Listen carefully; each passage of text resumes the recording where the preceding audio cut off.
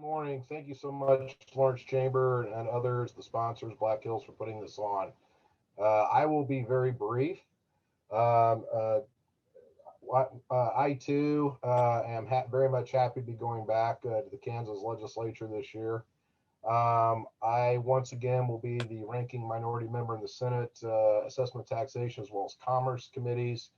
I'll be just jump in here, briefly talk about my major pieces of legislation this year. And then I have some follow-up specifically for Paul and Hugh that I want to talk about. First of all,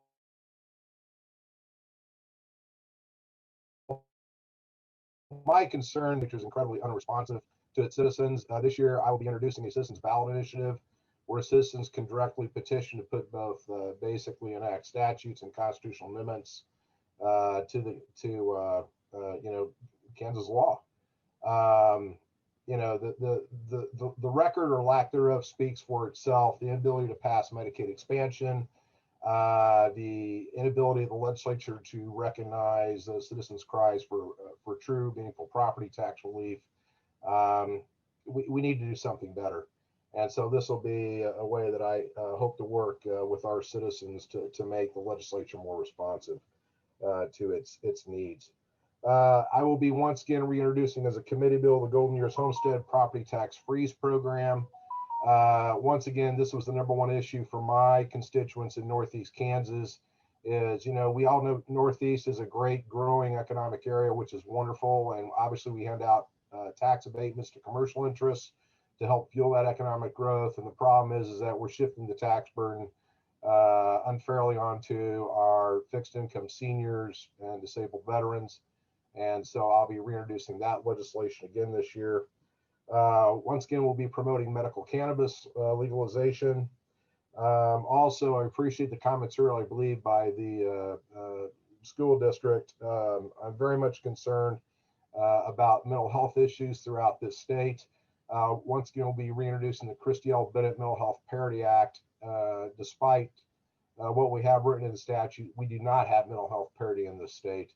And we need to get on that and recognize those challenges for what they are.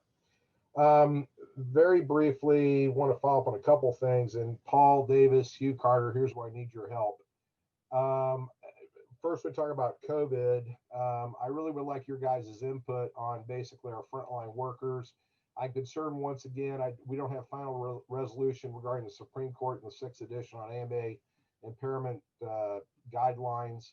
I have a stinking suspicion that our frontline workers during COVID are even more exposed to obviously harm to their bodies. And I'm concerned about the economic devastation to them currently having the 6th edition in place. Would like your thoughts on repealing back to the 4th as well, because I do intend to introduce legislation to do that. And then finally, briefly, I'm very interested in funding for the Piesley Tech Center. I guess my question is Paul, Hugh, did you guys talk to Department of Commerce about getting funding for that? What is the annual ask or revenues that we need to fund that? Is there a chance we can still do that through the state? Thank you, Tom. Is that, are you finished there, or did you want? No, it's a question. What is the cost of the Piesley Tech Center annually?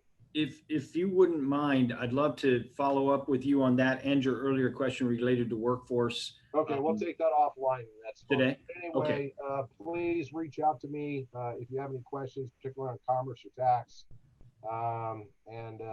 Please know I will try to do no harm. Happy New Year, folks. Take care.